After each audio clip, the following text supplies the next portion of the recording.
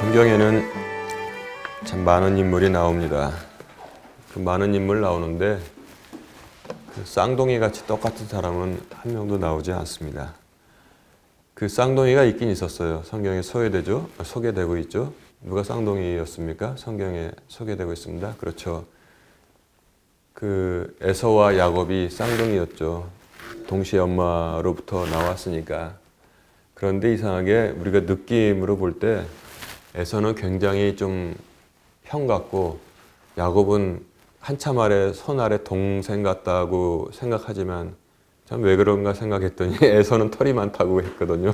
야곱은 매끄러운 사람이고 저한테는 그렇게 해서 이렇게 이미지가 바뀌었어요. 하는 짓이 떠오르고 야곱은 그냥 뭐 이렇게 부엌에서 뭐 만들어 먹고 엄마 옆에 붙어 있고 에서는 들에 사냥 나가고 하니까 저는 이미지를 그렇게 가지고 있는데 지금도 사실은 쌍둥이입니다. 쌍둥이 형, 쌍둥이 동생이었습니다.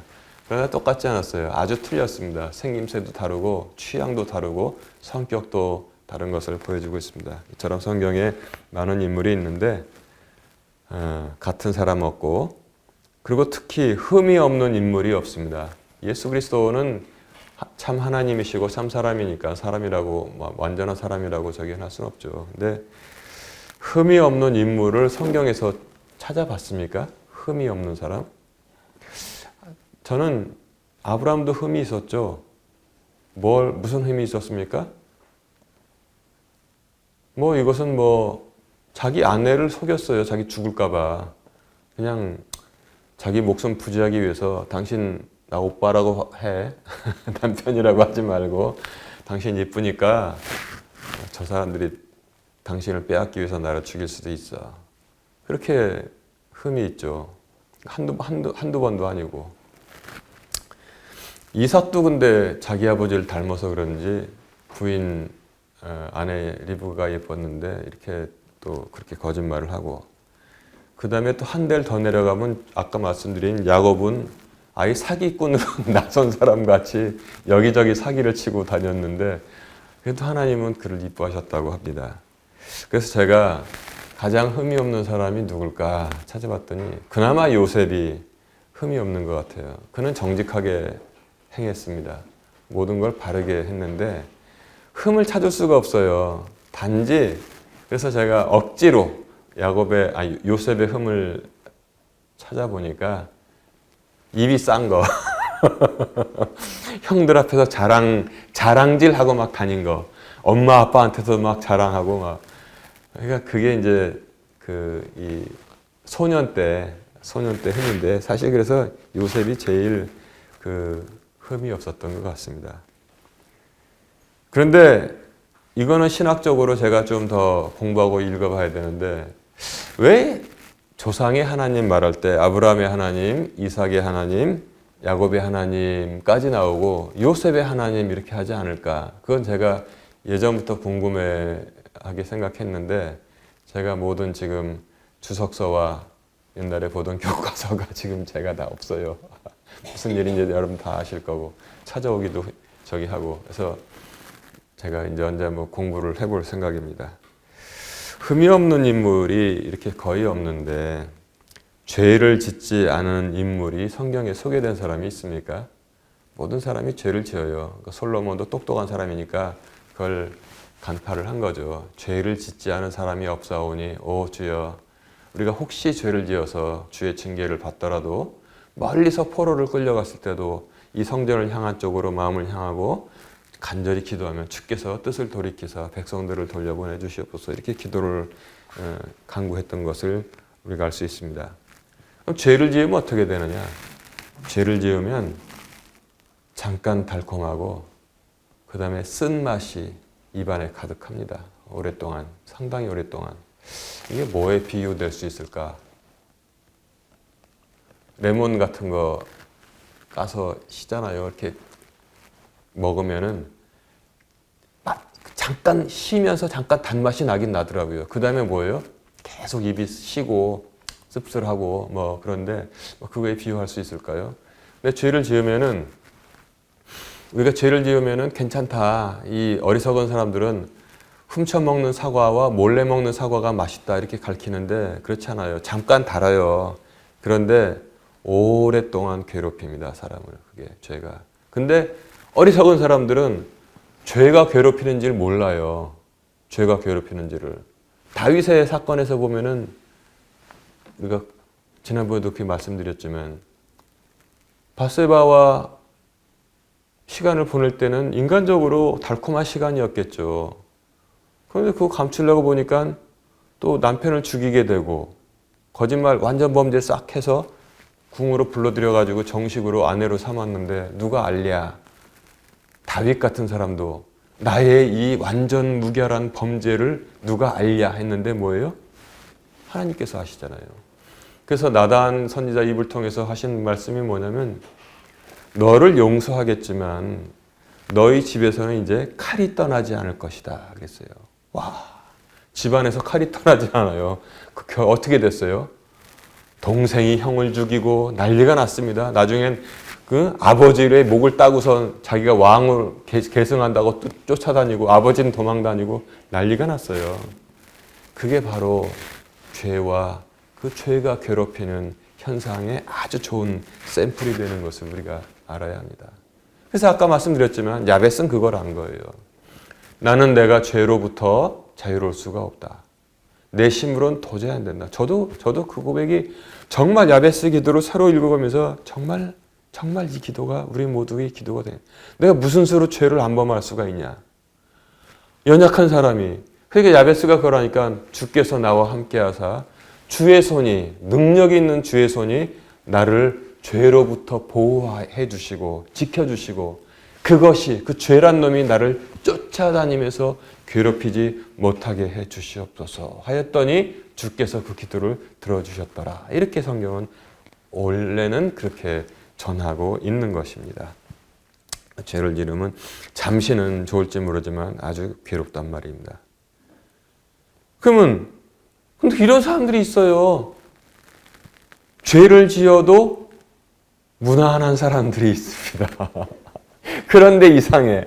살다 보면 죄를 지어도 무난한 사람. 오늘 그 시편 말씀에도 죄를 짓는 사람으로 인해서 잘 되는 사람으로 인해서 초조해하지 말라고 그랬죠. 초조해하지 말라고 그랬습니다. 그것도 나중에 다 싹 하나님께서 풀과 같이 베어가 버리신다고 전하고 있어요. 죄를 지어도 무난해요. 죄를 많이 짓고 사는데도 막 그냥 뭐 전과가 1번, 2번, 4번 막 늘어나고 막 해도 괜찮아요. 아픈 것도 없고 망하는 일도 없습니다. 좋아요. 이게 여러분 부럽습니까? 근데 반면에 어떤 사람들은 안 하던 짓 하면은 죄를 지으면 꼭 징계받는 사람들이 있어요. 안 하던 짓 하면 꼭 걸려. 이상하죠, 그거. 여러분들은 어떤 쪽입니까? 지금까지 죄를 짓고 살았지만 괜찮았사옵나이다. 감사합니다. 감사함 바칠 수 있는 분이 있어요? 안 하던 짓 하면 꼭 걸리는 분들입니까? 나는 후자일 가능성이 크다고 봅니다. 그 후자이기를 주님의 이름으로 축원합니다. 네, 저도 후자입니다. 옛날에 학교 다닐 때 있잖아요.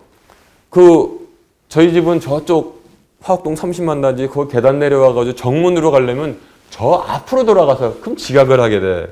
어릴 때 뭐 얼마나 밤이 많아요. 근데 여기 뒷문은 소사자씨가 꼭 잠궈놓고 그 애들이 그 옛날에 학교 담장이 이렇게 조립식 당장이라고 기둥 2개 세워놓고 길다란 시멘트판 있잖아요. 그걸 이렇게 끼워놓은 그 조립식. 그 애들이 밑에다 개구멍을 파놨어요. 볼로 이렇게 들어가면 절로 바로 교실로 들어가니까 지각을 안 해요. 그러면 이제 늦은 날은 나도 개구멍으로 들어가야죠. 그래서 애들 안 걸리거든. 개구멍으로 들어가가지고 고기를 딱 내밀면 꼭 소수 아저씨가 딱 잡아가지고 교무실로 끌고 와서 손 들고 있어요. 개구멍 들어왔다고. 그래서 난 그때부터 이상하다. 딴 애들은 다 안 걸리는데 나는 처음 한번 개구멍 들었는데 왜 딱 덜미를 잡힐까. 근데 대체로 보니까 그러고 살았던 것 같아요. 근데 이 2가지 타입이 있는데 죄를 지어놓어도 무단, 죄를 지으면 반드시 징계. 죄를 지으면 반드시 징계받는 사람이 복 있는 사람인 줄로 믿습니다. 하나님께서 자녀로 삼아주셨기 때문에 그래요. 징계받지 아니하는 자녀가 없사오니 자녀를 징계하는 것을 그만두면 자녀를 망치게 된다고 성경은 우리에게 전하고 있습니다. 오죽하면은 그 덴마크의 실존주의 철학자 키에르케고르 유명하잖아요. 실존주의 철학자. 실존주의 철학의 아버지 키에르케고르는 평생 우울증에 걸렸습니다. 그래서 그가 원래는 철학자로서 젊은 나이에 명성을 날리고 그 다음에 이제 덴마크에서 그 당시 굉장히 예쁜 지금도 뭐 이게 뭐라 그러지? 스타라 그러나? 아이돌 예쁘잖아요. 막 나와서 춤추고 뭐 그런 애들.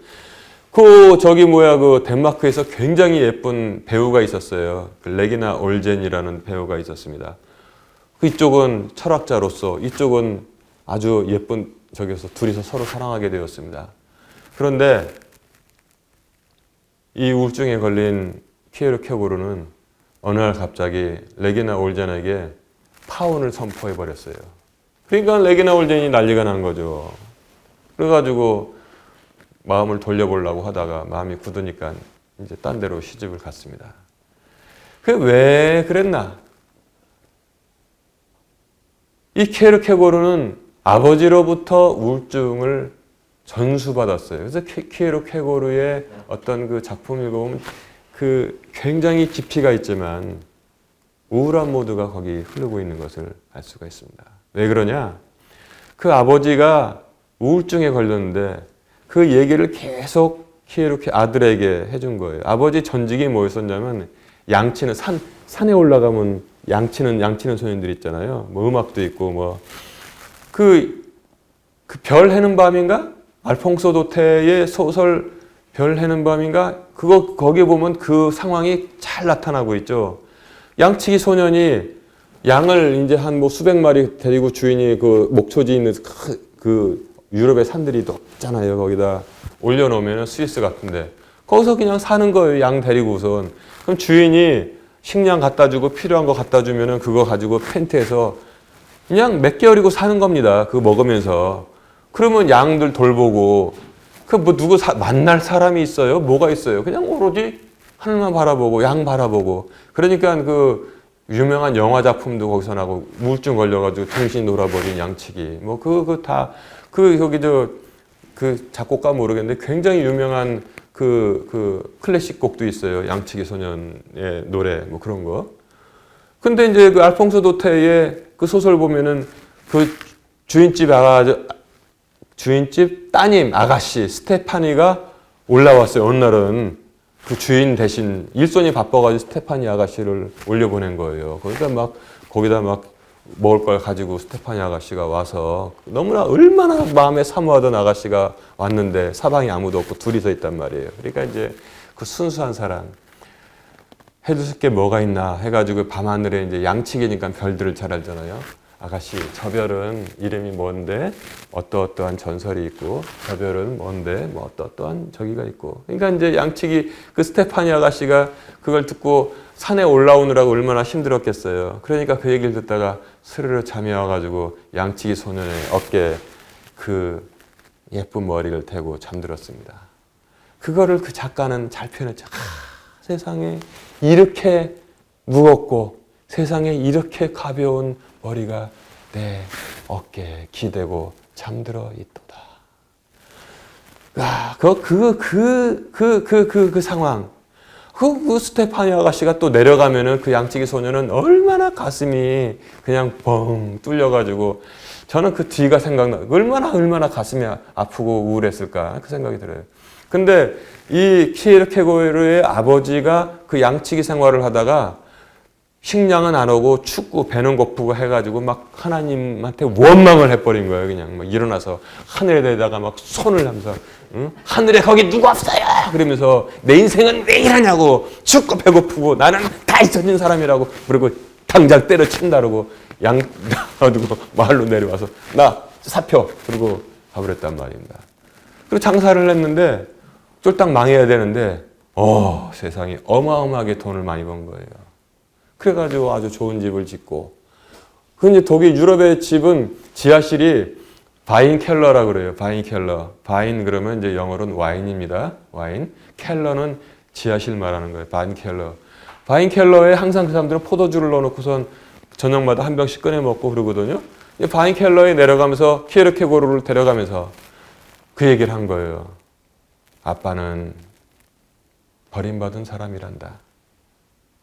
내가 옛날에 이러이러해서 양치기 하다가 하도 힘들고 화가 나서 하나님을 왕창 욕했는데 하나님이 나를 징계하지 않으셨어. 그리고 아빠는 돈을 많이 벌었어. 오히려 이 뜻은 무엇이냐? 하나님은 나를 자식으로 생각하지 않고 내쳤다는 뜻이다. 나는 하나님으로부터 버림받았다.